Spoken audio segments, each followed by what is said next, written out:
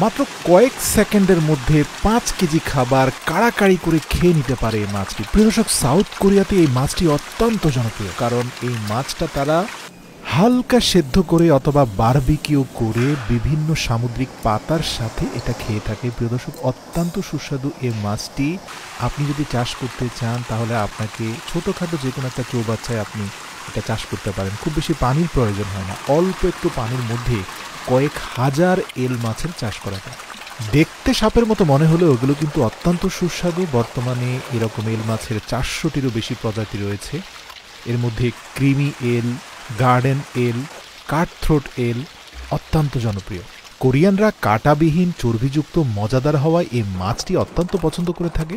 আর এল মাছ কাটার দৃশ্যটা অত্যন্ত চমৎকার। মাথা বরাবর একটা ভারী পিন দিয়ে শক্ত করে আটকে রেখে খুব ধারালো ছোট্ট একটা চাকু দিয়ে মাছের মধ্যখান থেকে খুব কৌশল করে ভারী মোটা কাঁটাটাকে বের করে নিয়ে আসা হয়।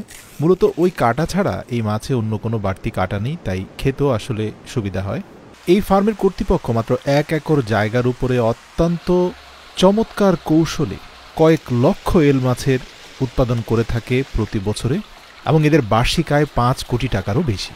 মধ্যখান থেকে ভারী কাঁটাটা সরিয়ে দেওয়ার পরে এল মাছগুলোকে ভাঁজ করে ফয়েল পেপারে মুড়িয়ে সুপার শপে পাঠিয়ে দেওয়া হয়।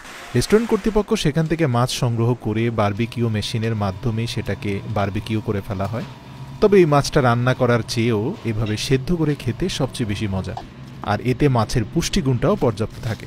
এল মাছ চাষ একেবারেই ঝামেলামুক্ত, কারণ এল মাছে তেমন কোনো রোগের আক্রমণ হয় না। এই মাছগুলো অত্যন্ত শক্তিশালী হয়ে থাকে। অল্প পানিতেই গায়ে গায়ে মাখামাখি করে অনেক পরিমাণে মাছের চাষ করা যায়। আর এগুলোর খাবার বলতে শুধুমাত্র ওই আটার মতো দেখতে খামির, যে খাবার বানানোর প্রক্রিয়াটা এই প্রতিষ্ঠান জানে, এবং একটা স্বয়ংক্রিয় মিক্সার মেশিনের মাধ্যমে তারা এই খাবারটা প্রস্তুত করে। তবে স্বয়ংক্রিয়ভাবে খাবার প্রস্তুত হয়ে গেলে এটাকে 3 ঘন্টার মধ্যে খাওয়াতে হয়। 3 ঘন্টা পার হয়ে গেলে খাবারটা বিষাক্ত হয়ে যায়।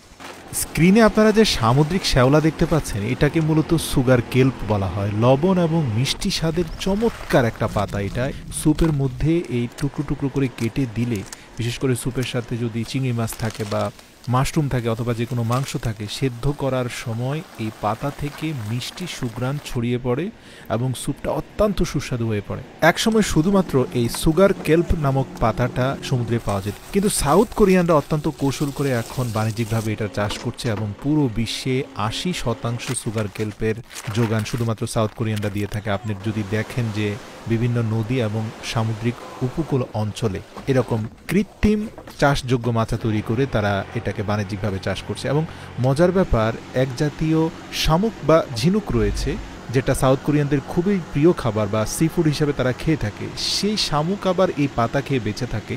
তো যারাই সুগার কেল্পের চাষ করে তারা আবার ওই শামুকেরও চাষ করে। কখনো যদি সুগার কেল্পের দাম কমে যায় তাহলে তারা সেই পাতাটাকে শামুককে খাইয়ে দেয় এবং শামুক বড় হয়, আবার সেই শামুক অত্যাধিক বেশি দামে তারা বিক্রি করে। তারা জানে বিশ্ব চাহিদাকে মাথায় রেখে কিভাবে এগিয়ে যেতে হয়। প্রিয় দর্শক, এই জন্য আপনি দেখবেন যে সাউথ কোরিয়ানরা নর্থ কোরিয়া থেকে অনেক এগিয়ে আছে।